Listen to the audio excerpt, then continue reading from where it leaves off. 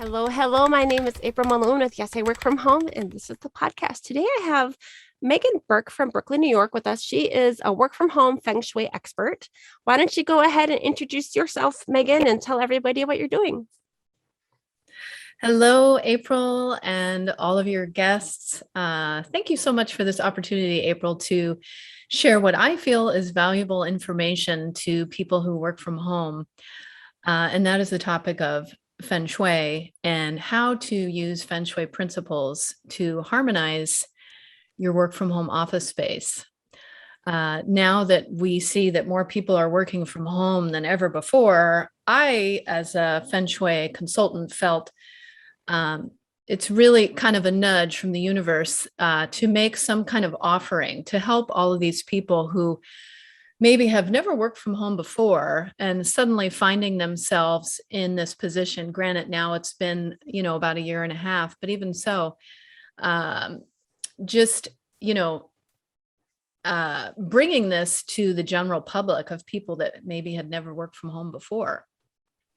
Right. So, and I know that you've been working from home for not as long. How did you get into working from home and focusing on this space, and what were you doing before? Yeah, good question. So, before I mainly worked out in the city. Actually, I'm also a foot reflexologist, which is kind of related to Feng Shui because they fall under the umbrella of Chinese medicine, Mhm. which I can talk a little bit about. And also doing occasional presentations about Feng Shui to people in their offices and how to help them in their office space, at work, out in the office. But then when the pandemic came, I, like a lot of other people, had sudden shifts and changes. And that is how I got this idea of making this shift for me on how to help people with the knowledge that I have. I feel like my office would be a Feng Shui nightmare.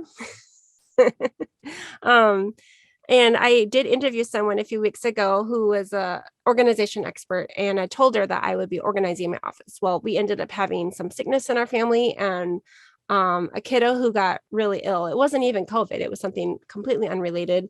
And I feel like I just kind of haven't pulled myself together again since then. So it would be really interesting to me to hear some of the reasons why people might want to consider, some of these concepts. And you might have to talk to your audience here as though we don't all understand what Feng Shui is. So can you kind of break it down into a few steps for us? Sure. Yeah. Thank you. So, I think a lot of people, when they hear the word Feng Shui, they think, oh, well, if I move this around or do this or that, my life is going to change. And there's definitely truth to that for sure. That is one aspect to it. And so now that people are working from home, we see how where you are at your desk is actually creating a huge impact on the work that you're doing. And before, when people were going out and working at the office, they weren't really given a choice per se about where they were seated. But now, being put back in your house and being told, okay, there's your laptop and keep doing your work. What I really saw is an opportunity of let's see how we can use these basic Feng Shui principles for people to help them feel more in a position of command and power while they're at their desk. And so that's really what I wanted to bring to people. But looking at what Feng Shui is besides moving furniture, I would maybe start with a simple. Actually, if we look at holding up a hand, for example, I have my non-dominant hand raised here, and it's facing out as if you're saying hello to someone, for example, for those that are listening rather than viewing. So this seems very simple, right? We're just kind of like we're waving hello to someone. But actually what this is a good representation of Feng Shui and the fact that what we're having is an outward facing with the palm here. And this is a representation of Yan energy. And when people think about maybe just anywhere where you live in America, if you see a yin and yang symbol, usually it's related to a massage shop or some kind of Chinese medicine. So that's what people might be aware of from yin and yang symbols. But this is an expression of yang energy because it's facing outward. And if we take our other palm for our dominant hand and we have it face towards us, what we have here is really just a simple example of balancing yin and yang energies. So the palm that is facing towards you, for those of you that are listening, is an expression of yin energy, which is all about going inward. So we have yin and yang just in these palms here. And what I want to help people with is, since we are people that are working from home, are suddenly put in a position where they are inside, which when we think of our home is usually kind of where we go inward to restore. So it's that yin energy where we're quiet, we take care of ourselves, we nurture ourselves when we're inside the home.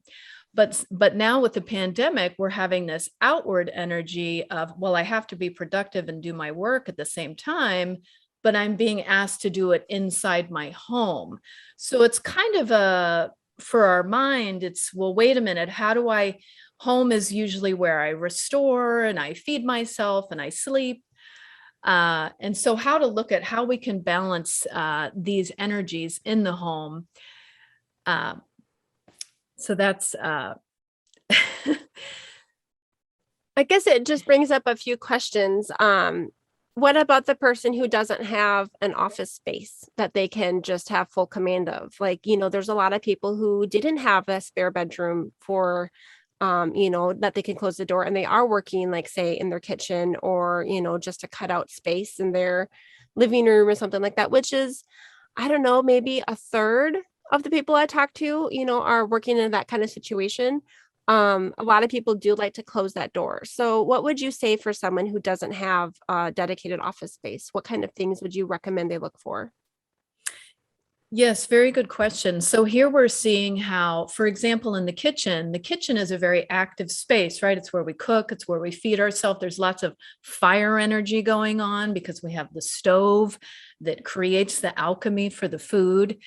And if we're sitting there working, we want to be focused and productive and not be distracted by, food and eating, which a lot of times can be the case and affecting our work. So we want to see how we can separate those. Mm-hmm. And one way that we can separate that, like you said, is a door. If we do not have a door, one of the things that I talk about in the instructional video that I have created, which is called Getting in Command, Change Your Life, is looking at how we can create these buffers and barriers so we can, despite these challenges, be able to continue to be productive. And one example could be, if you do not have a door, if you have maybe a room divider, something to give you a semblance of separation from that kitchen area, for example.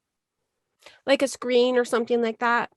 Yes, because go ahead.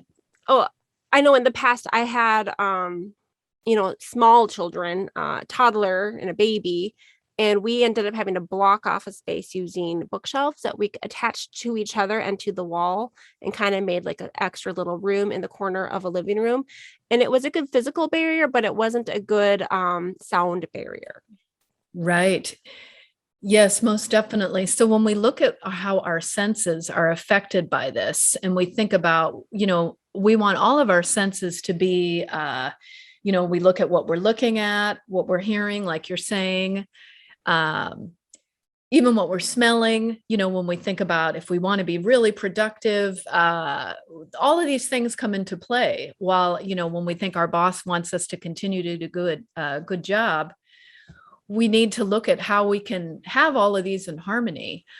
So yes, you're right. Sound comes into play here. And, you did create that. You created that buffer with the physicality But then you're still dealing with the noise issue. And as we know, that affects our ability to be productive if we're hearing lots of exterior noise. And for me, it wasn't even just my energy level being affected. It was, the accuracy of my work. Now, at that point, I wasn't on calls very often. I was working for a Mayo Clinic. I rarely had to answer the phone calls of like emergency room doctors. But just like maybe a couple hours out of a weekend. But I know for people who are needing to be on Zoom calls, 4 or 5 hours a day, the sound thing is a huge deal too. Mm-hmm. What about the people who have that closed space, an office, an extra room, which doesn't have to double as something else? What kind of things would you recommend they consider as replacing everything? Yes. So ideal, of course, we would like to have a separate space, right? So we can kind of pull away from those distractions of, children, other people in the household.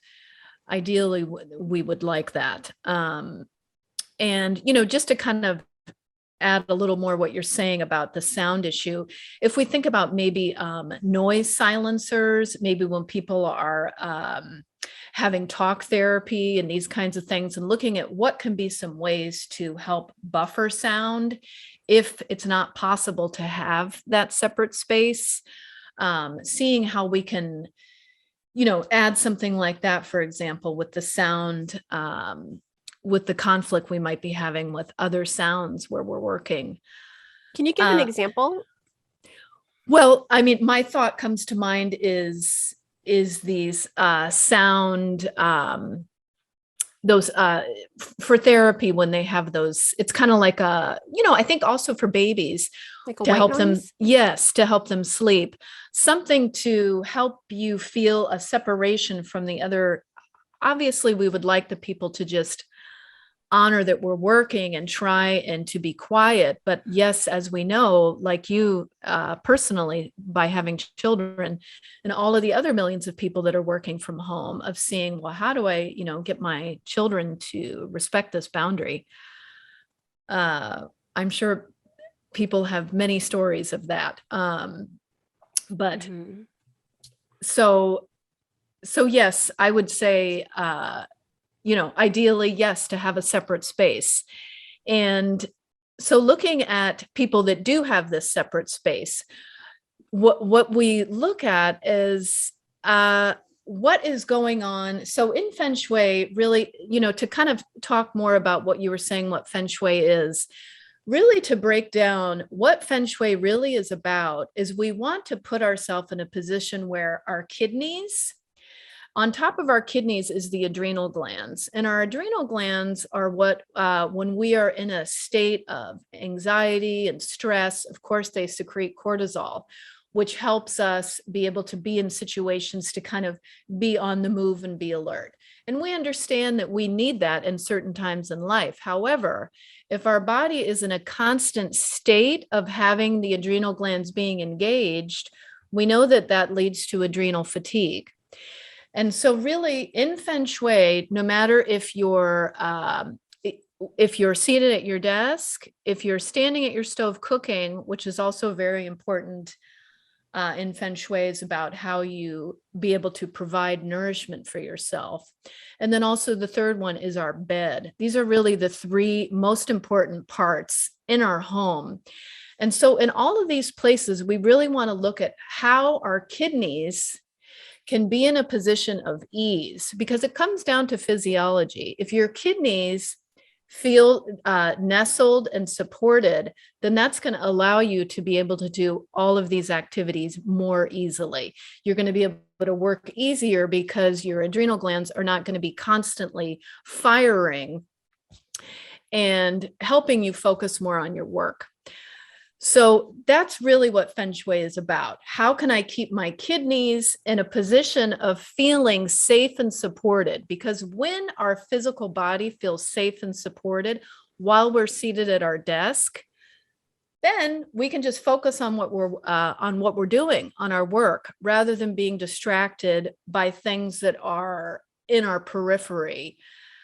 And so knowing that, we think about how can we have kind of a comfortable armchair view of what we're looking at, even though we're seated at our desk doing our work in front of the computer. We want to look at what is going on behind us to help our spine. And of course, since our spine houses our kidneys, we want to have that spine feel that it has, and as a mother, when we have a child that is kind of flopping around and not feeling very, at least in Native American tradition, I know, and probably other indigenous traditions, is they swaddle the baby to give the baby a feeling of knowing that it's safe and supported. And we really want to look at the same way with us as adults with our spinal column. Not that we're necessarily in a corset while we're seated at our desk, but yet to have that feeling that the spine is supported by what is happening behind us. And then also seeing what we're looking out at in front of us as well, to give us a feeling of looking at our senses and making sure that we are like, okay, I know what's happening back here, what's happening in front of me, what's going on the sides of me. Mm-hmm. So we're talking like support of a chair and then like the visual thing that we're looking at. Yes. So looking at a chair, very good point, April, is so, for example, back to the kidneys and the adrenals and our nervous system. So when we are seated at our desk and we are in a chair that, for example, if we fall asleep while we're working, for example, and your body, which, maybe people that work long hours. And so your body wants to know that if that were to happen, if I were to fall to the side, that I would be supported in this chair. So we would look at what kind of chair are we using? Is this a chair that's going to be able to hold me up, for example? So that is affecting you while you are at your desk. You want to have something that has armrest. You want to have something that helps you to be able to lean back, something to keep you in that kind of nurturant baby energy, right? And then also then looking at what is in front of you.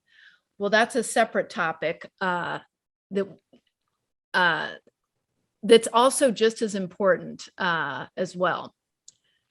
I've talked with people in the past who plaster the area in front of them with inspirational quotes and like calendars and plans. And I have considered doing that. And I have chosen to keep more of I guess a clean slate in front of me. I do have some chaos going on in the periphery. But, behind me, I have this blue, I guess it's just a curtain hanging in front of a wall to cover some electrical panel type thing I have back there for my internet. To the side of my periphery, I have all sorts of, tools that I used for when I was teaching full-time English. But right now, the only thing I really have in front of me is a list of my previous guests.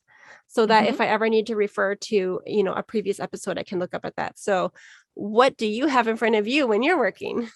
This is all very new to me. And like some of the things you've been talking about, I had no idea were connected with Feng Shui. Oh, great. Yeah. So yes, what is happening in front of us has a huge effect when we think about, back to Chinese medicine and what it really addresses. We look at the five senses, for example. So here we have our sight. And our sight is related, for those that aren't familiar with Chinese medicine, the five elements, which, I might be dating myself here, but there was a band that was popular, probably, I don't know, maybe in the 70s, called Earth, Wind, and Fire. I know they had a popular song. I can't think of it right now.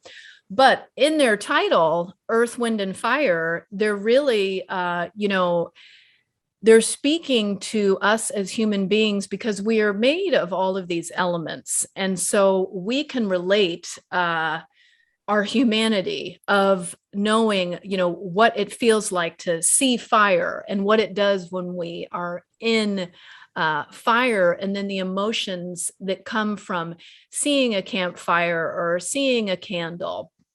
So I'm tying this into, because our eyes in Chinese medicine are related to the fire element. And so when we are seated at our desk and we are looking out, we think about what our eyes want. We want to feel inspired in the work we're doing. We want to feel excited. We want to have passion. And that's what fire does, right? Fire lights things up. So, for example, someone that's maybe feeling uninspired at their work, they're feeling really stuck and, you know, no joy in what they're doing.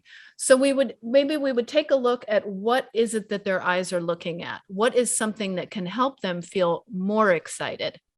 And so that's when we look at our vision of, for people that are feeling stuck, taking a look at, well, for example, I talk about this in the video, Getting in Command, Change Your Life. If you're feeling stuck, a lot of times you may be looking at a blank wall. And what is happening here is our eyes, when we think about our body as kind of like a ship and navigating where we are going in our lives and new experiences we want to create. And for example, when we go on vacation and we think, well, what is that? Why do we want to go on vacation? What helps us, get that motivation to save the money and go on vacation? Well, a lot of it is when we think about what new things we get to look at when we're on vacation. And so that's new energy feeding into this area, helping us back to that inspiration and joyfulness, right? So we all want to be able to feel that. And what happens a lot of times is people sit at their desk and they feel uninspired and stuck by looking at that wall. And over time, that's going to give you a feeling of, well, there's only one way to do this, because the eyes are taking in this stuckness of this wall. Are you proposing art? Yes. So I go over it in detail in the video that I'm, excited to share with people. That is one thing. So you look at, yes, what does inspire you? What can help your eyes feel that you have a choice? What helps you feel joyful? What ignites this feeling of inspiration? So it could be art. It could be an open view to help you feel that you have choices in life. Because when our eyes see that there's choice, then we think, well, there's quite a couple of ways that we can do this thing, rather than just, well, this is the only way that you can do it. For example. I do not have a window. I have actually considered cutting one out, though. If this ends up being a long-term home, I might have to look at taking out this shelving unit that I have, like it's some, permanent shelving unit for the closet, and cut out a window. It would be over the garage at least, but I could see out. But that's expensive. Mm-hmm. Yeah. So in the meantime, maybe I should get like a calendar that changes like each month, so I have new pictures. Sure. Or, and then when you just look at like what really speaks to you, what do you get excited about? And so I would say, placing that near or above, kind of in your sightline area, to remind you.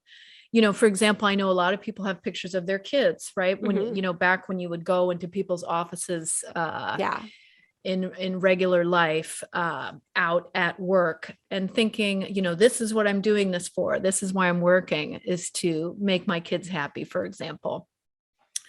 Yeah. What about your own office? What do you have in there? Yeah. So, what I really want to, kind of instill in people or help them think about so they can feel better while they're at their desk, is looking at how you can kind of get the whole kit and caboodle of having all these feelings of, for example,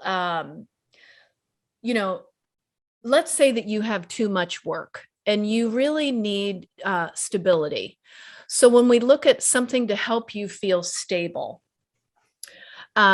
looking at, okay, stability has to do with the earth element, right? the earth is all about, we know that earth is a boundary. Earth separates water when we get to a lakefront, for example, and we see the water ends and the earth begins. So for someone, and I know I'm kind of citing your question here about what I have in my office, but I want people to think about, what is missing maybe in your career, like, for example, like the stability, if you don't have stability, or maybe you have no order and the place is very chaotic. It makes me think about, let's say if you walk into a used bookshop, for example, and we all know that, it has good things about it and it helps our imagination. But as we know, if we were working in that space where there were just books everywhere and all of this chaos, it could leave us in a feeling of not being able to feel organized. And we know at work that we want to have that sense of organization. So as far as what I have in my office space, I think that we want to get all 5 of these, which are these 5 elements. We want to stimulate our eyes with pleasant views. We want to have our back feel safe and secure. That has to do with actually the water element, which is really our path in life.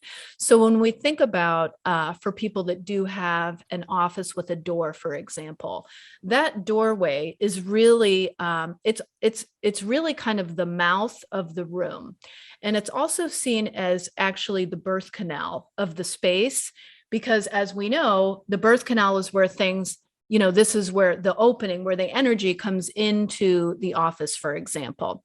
So we want to feel that this opening of the office doesn't have any obstacles in front of it, right? When we walk into somewhere, and we know when we walk into spaces that we don't like, if maybe immediately you walk in and there's obstructions in the doorway. Well, we think about, this is getting in the way of the productivity of whatever is happening in this room. So that's another example. And then looking at, like I mentioned, if you have a lot of chaos around you, we really need to look at the third element, which is metal. And metal has to do with, for example, think about a hospital or maybe an industrial kitchen. When we walk into a space like that, on a human level, we can relate to, okay, we know things are getting cooked in this commercial kitchen. We know in this hospital, very important things are happening. We're having, precision and metal and all types of instruments, which is much needed. But we know that if we were in our home, if we were to live like that with all this metal energy, all this kind of cold stainless steel, well, we wouldn't want that, would we? So we want to have just a certain amount of it to help us be precise, metal cuts, right? That's what a knife does. So that is where we would look at how we can have metal energy in our home office space to help us with our precision and clarity.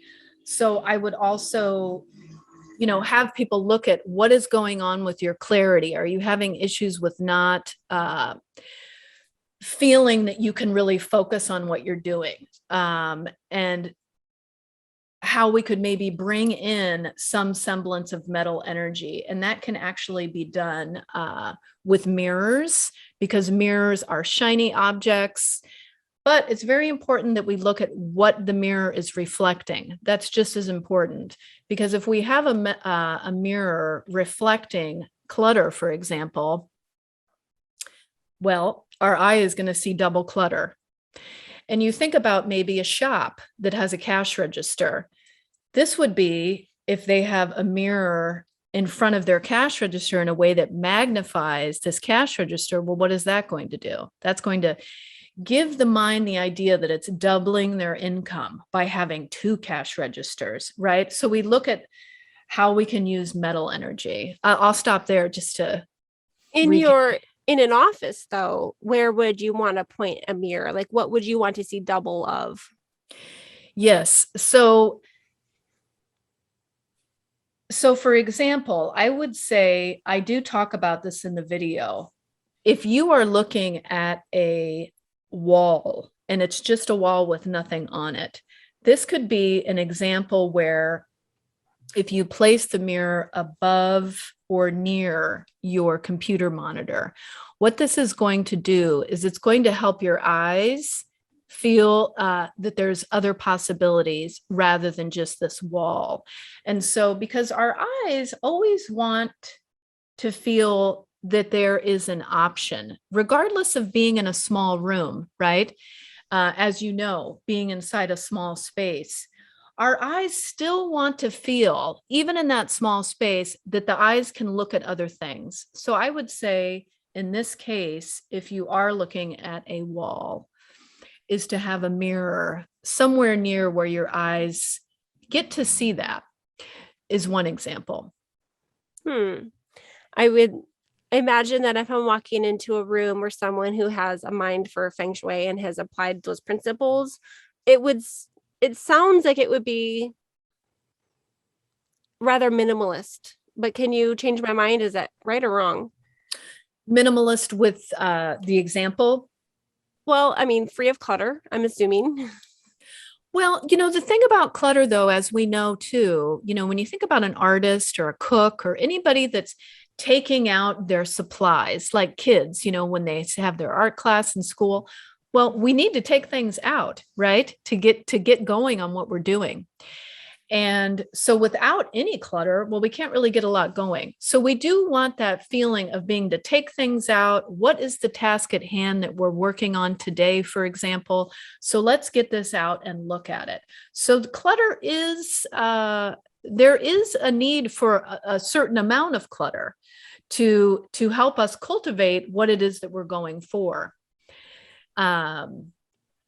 But when it dominates and we have too much clutter, like a kid's messy bedroom, for example, and how that affects children, that's a whole separate topic. But, the kids want to feel a semblance of, I'm putting everything away, which is metal element.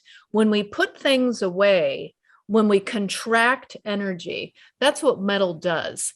Metal takes things and contracts, which is what season we're in right now in Chinese medicine in fall, for those of you that understand the Chinese medicine cycle. So right now, when we look outside, the way all the leaves are falling off of the trees, this is an expression of metal energy. We're moving from the earth of the summer, right, where we had heat and, pleasures of foods being harvested. And now that's kind of coming to an end. So we're moving into this kind of putting away, letting go energy. I am in Arizona, so our seasons are a little bit flipped, but we were talking before we started recording that you recently visited here. Does it seem like the seasons are the same, north or south, hemispheres wise, or can you talk about that a little bit?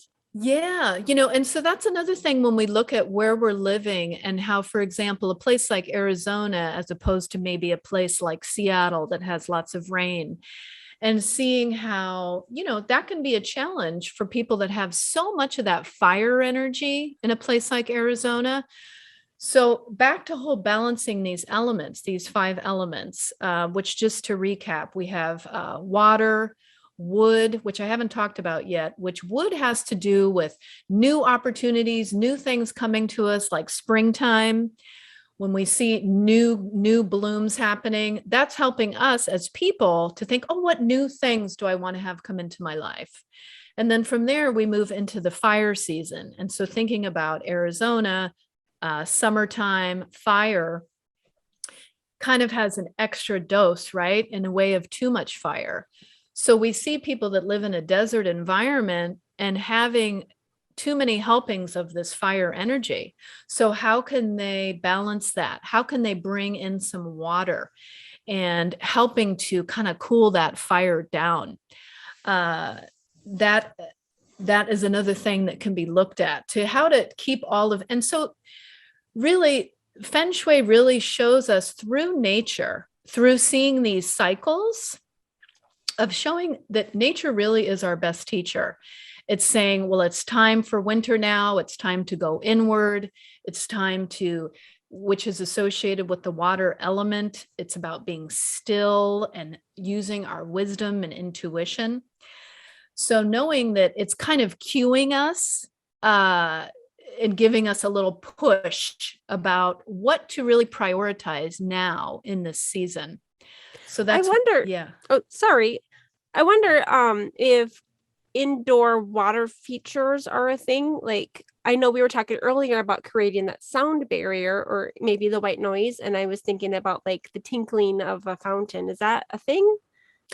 Most definitely. Yes. So, when we think about the vibration, the frequency of where we are, where we're working, and of course, we're affected by that. We're affected by, people that work in environments where there's, heavy machinery, lots of noise, back to the whole kidneys and adrenals and what's this doing to our nervous system.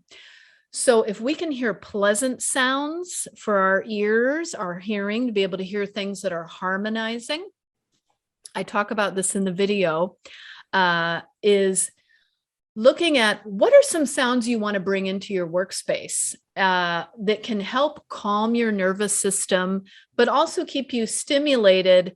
So a fountain is a good example. When you walk into a lot of Chinese restaurants and you'll see a fountain that has fish in it or something, that is associated with water is associated with movement, how things are moving, what's flowing. And so when we think about energy that's moving in the space, we want to have energy moving. But what happens when it gets stuck, right? We know what happens when we feel stuck in life. We want a feeling of movement.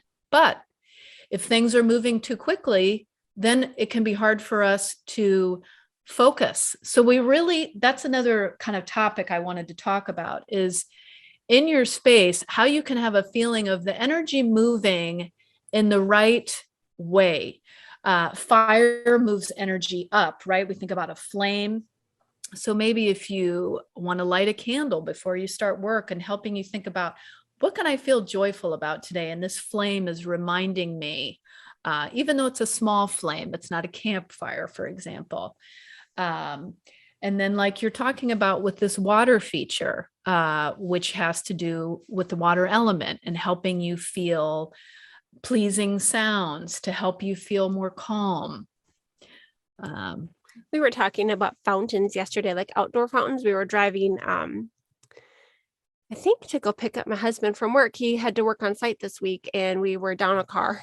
One of our vehicles is in the shop. So we're driving by all these like banks and like big industrial buildings, and they had these huge fountains outside. And we picked up my husband. We're talking about it. We're like, why do people put fountains out there? And he said it's also a symbol of opulence, like, wealth, to have water, especially in arid cultures, to show that you have water that you can spare. Right. But it also serves a purpose, I think, of like, here locally, they're cleaning the water. And so a lot of it is like reclaimed water that they're treating. So it still has that kind of like blue hue to it. But I think the movement also helps keep things from being stagnant and like, breeding grounds for mosquitoes and stuff like that. So yes, I guess and I think moving some of that indoors kind of works, maybe not. And so looking at that feeling of stagnancy. So when I think about people that used to go out to work, so, right, it gives you a sense of purpose. You're going out, you have a reason, there's movement happening. And then suddenly by this pandemic creating, well, this movement is going to stop, it's now going to turn inward. At least in American culture, we're very much into always having movement, right? At least here in New York, where it's all about movement and going. And yes, there is a place for that. Kind of when I talked about in the beginning about the Yan and the Yin energy, the Yan is about that movement. But if we're constantly moving, well, we know that we can't really stop to enjoy everything. So we know that we need both of these. And so now, go ahead. You finish. So now, even though maybe for a lot of people, it has been a struggle of, how do I feel? How do I feel I have movement in my life if I'm inside my home and there's not a lot happening?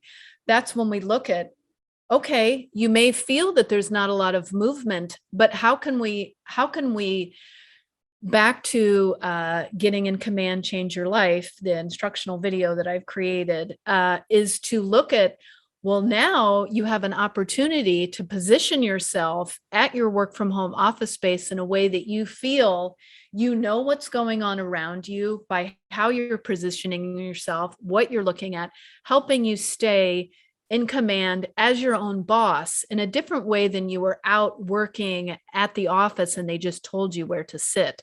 So this is really, to me, I feel is a really great opportunity for everyone to really just take stock by this quiet inward energy that the universe and nature has shown us by this pandemic manifesting. Of course, we know it has been devastating in many ways, as we know, but we have to remember, at least for me, in my opinion, and this is what Feng Shui is about, like I said, is that nature is always our best teacher. So here, nature is showing us, yes, we're going to make all these people, a big population, work from home. And it may seem horrible and I'm not used to this, but it's an opportunity to look inward and look within. And to me, I think this is very much a gift rather than continuing to go out and seeking things outside. I think that definitely has changed a lot of people's lifestyle, like not just short term, but long term. Like, a lot of people have, in my opinion, seen the light and, decided that working from home would work for them. But it has definitely just changed everything right now. I wanted to talk a little bit about your own journey with working from home and what that felt like for you. You were doing reflexology. I'm assuming you were out and about. Were you going into people's homes at that time, or did you have like an office that you would do that in? Yeah, thank you. So I mainly worked actually in Midtown and downtown, basically staffing corporate health fairs. So I would go to different places all the time and different types of environments and see the way so many people are working, at least here in the New York City area, which gave me more kind of field work, so to speak, for Feng Shui, and really looking at, when we have a company, for example, that has hundreds of employees and seeing, well, they have to house them all and give them all these computers. And so I would see a lot of that and seeing of, the challenges that these spaces are having with helping people be productive at their work, feel good about what they're doing, all of these things. And that, you're trying to do the best you can with a lot of people inside one room, but we know there's going to be challenges with that. So that for me was a great way to take a look at really surveying what kind of challenges people are having when they're out at the office, and then seeing all the more reason of all those people that are suddenly really excited to be working from home, because now, instead of being kind of corralled in this way that these big offices do, they really get to change the dynamic here. And so now that we see that, how they're saying a lot of people are quitting and that things are changing. And so I, of course, as a Feng Shui practitioner, really equate this to people have really been able to reevaluate what they're looking at and what they really are prioritizing in their life, rather than just being told what to do and how to do it and this type of thing. So yes, so that is mainly how I was. But for me, I very much enjoyed the work I was doing. I love foot reflexology. I love helping people because it is related to Feng Shui, because it's all about harmonizing our body. Because really our home is an extension of our body, right? So like I mentioned with the door, for example, your front door, I mean, it is true. It is a type of birth canal energy. When we think about when we have visitors come to our home and we think, oh, we're so excited to have grandma and grandpa over, or the neighbors or something, there's a feeling of welcoming in, right? This openness of things to come into our life. And so seeing of how our home is a representation of the body. And so reflexology is that. It's helping people see how to be healthier in their body. So for me, but yes, no. So the shift of now, that work has pretty much ended because of the pandemic. I mean, New York City, honestly, I've never seen anything like it. It's really, even a year and a half later, it's quite shocking to see how Midtown and downtown is still just quiet as a mouse, really, compared to before.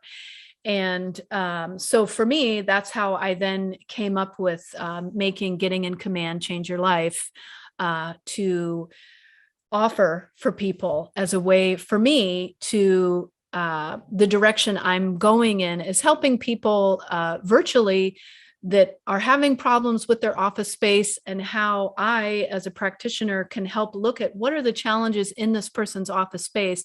How can we look at it to help them feel more in harmony with this space, despite the challenges they're having.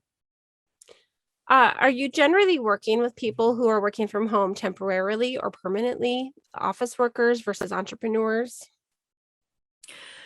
That's a good question. I think that, as being working from home for a long time, that you see that you've gotten good at certain things. And so you're like, okay, I've done this before. I know what I'm good at. And looking at, that type of person that's kind of, oh, hey, this is old hat for me, as opposed to someone that has never worked from home before. And so kind of seeing that, kind of the beginner's mind of, as opposed to, oh, I know it all, that they both have, there's always something for us to learn, whether you're, a pro at it or you're brand new to it. So I would say, a mixture of both, because there's still people that are seasoned pros at it, but they're struggling with certain things, as you know, because the more that we kind of settle into something, we see, oh, well, this isn't working.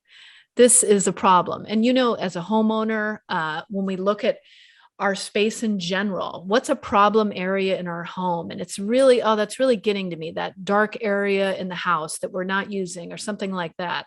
And so really seeing how, well, this is something to be addressed. And so I think it can be the same way with someone that has worked from home for a while, is seeing, this is something that's still not working. It's kind of like a bug in your ear. So, and seeing how Feng Shui can help even these people. And what about you? When you had to start working from home, did you end up doing any like online consultations, like the Zoom meetings like we're in right now for the video? Yes. So, and that for me has been such a blessing, because it's opened up my availability for people, to help people that live all over, and doing these video calls and looking at their floor plan. That's really what we do, is we look at the floor plan of what's going on with your office space. Let me take a look at it. Let me see what the challenges are of just the mundaneness of the layout, for example. And so that way I can be of service to people that live everywhere. I mean, I consider myself, I'm a very personal person. I like to be out in the world, but I do understand that, as we know, I mean, over this last year and a half, we've seen so many people on video calls. And so it's, as we see it, it is also very convenient. It allows you to, be interviewed in Taiwan or something like that. And so it's really opened up the world, in a positive way. Had you been physically going into people's spaces and then needed to revamp? Are you having people take their camera and show you their floor plan, like just on camera, or do you have software that you're using to have them like lay it all out and draw it or something? Oh, that's a really good question with the software. I think that if people have an actual floor plan of, some people have architectural drawings. I mean, that's ideal. If they don't, I think also when we look at the personal component of you, if you were to draw your floor plan and kind of tune into your inner child energy, when we think, oh, I'm not artistic or something like that, there's kind of a double meaning here when you do that, because like I mentioned, how our home is a body. So we look at, oh my gosh, well, what's going on with this part of my body? There's this very narrow area or this problem area. So I think that can be a way for people to, by actually drawing where they're living and seeing, whoa, what are the challenges? It can be a new way to illuminate that. But the program, thank you for suggesting that, because that's something that I can look into if there's programs that can help people. Certainly, like interior designs would probably have that covered. Yeah. And then I usually ask people, I know you work with people that work from home from probably a variety of situations. So I usually do ask people if there's something that you would like to suggest, or advice or tips or tricks that you have learned in your time working from home that you would like to pass on to the next person to help their time be a little easier. Mm-hmm. Yeah, that's a good question. So tips that I have learned to help people better. Well, one thing that I think I feel compelled to share with people in this regard is looking at when you are going to sit down at your desk, for example, whether you enjoy your job or not. Some people really love what they do, some people don't, the whole spectrum.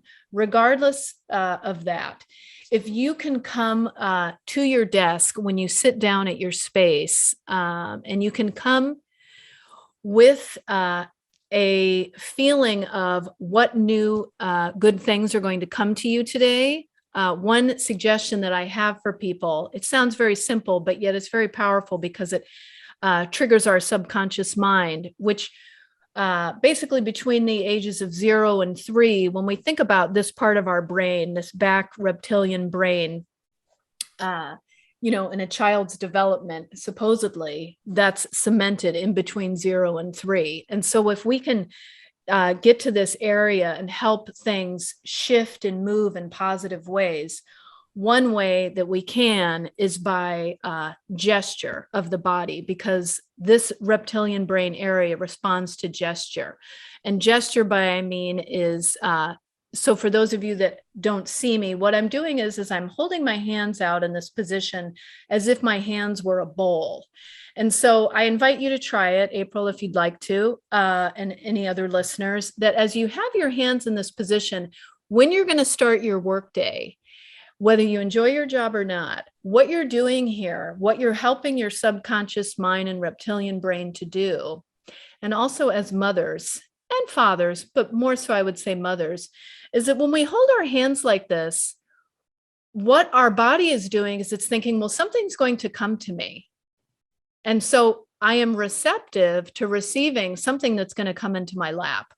What do I want to have come into my lap today in my job? What new challenges do I want to have come in? What new things, or how can I deal with this conflict that I've been dealing with? So the more that we can just be in this position of receptivity and receiving what's coming to us, then that way it helps us deal with, if it is conflict, for example, the sooner that you can work through it and get past it. So that I would say is one trick that I would invite people to try, and, give me feedback on that after you have changed your routine. As you come to sit at your desk and thinking, oh, I don't want to be here. Try this to see what it feels like to think, what do I want to come in to my day today? And imagining it coming into your bowl of receptivity. Thank you. That reminds me of my, being raised in, the Christian church. We would do a very similar thing, receiving blessings and things like that. So it's a familiar gesture for me. Nice. How can people find you if they would like to learn more about Feng Shui and find your video? Thank you so much. Yes. So I actually have 2 websites. During the pandemic, I created this work from home Feng Shui, which is WFH Feng Shui.com. And that is just geared to this topic of what we're talking about. And that's where there's a link to my video, Getting in Command, Change Your Life. And then I also have another site that I've had years previous to the pandemic, which is more general Feng Shui tips, not just about working from home, but all aspects of the home. And that one, you can find it on the Work from Home Feng Shui site, is called Samadhi Feng Shui. How do you spell that? So Samadhi is a Sanskrit word in Indian tradition, which means enlightenment, and it's spelled Samadhi. And my thought in that was kind of back to the kidneys and the adrenals, and when you're in a position of feeling safe and nurtured while you're at your desk, while you're at your stove cooking, while you're in bed, all those three places, those three touchstones in the home, very important positions of power in Feng Shui. So if in those three areas of your home, and also the entranceway too, but we don't usually hang out in the entranceway, but it is a very important part of the home. That if we are in that position of safety and receiving, then we can reach Samadhi, which the translation is enlightenment. And so we think about how if all of our needs are met, we have everything. I majored in psychology way back in regular college. And so one of the, pioneers of psychology talked about Maslow's hierarchy of needs. And so when you think about a child being raised and looking at what needs are being met, of course, we want to make sure that a child is receiving all of these things. And then that will create a self-actualized being, which is what we're all going towards. So that was my premise, is that if you feel safe and supported and in a position of command and power, while you're at your desk, while you're at the stove, and while you're in bed, then you will reach a feeling of Samadhi, which is enlightenment. Is there anything else that you wished I would have asked you about that we didn't get to yet? Final thoughts?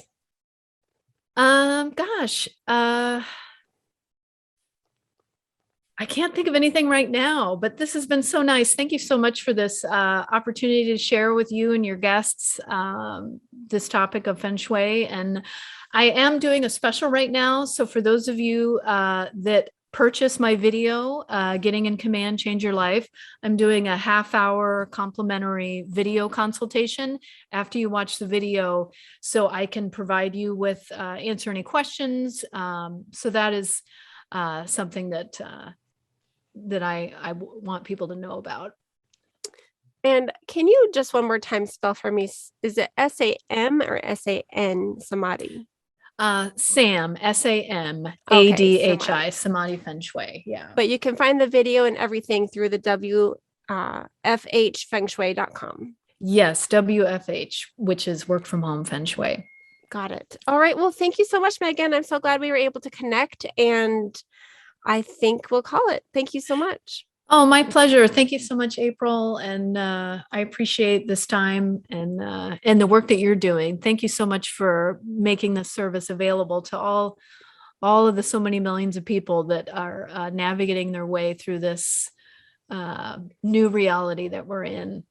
Megan found me through the website and just reached out, and I think you filled out the contact form and contacted me that way. So I'm glad you did. And if you want to be a guest on the show, you can also go to my website, yesiworkfromhome.com/podcast/guest. And there's a form you can fill out to let us know a few things about you, and we'll go ahead and schedule. All right. Thank you, Megan. This has been Megan Burke with April Malone and Yes, I Work From Home, and we'll see you next time. Bye-bye. Thank you.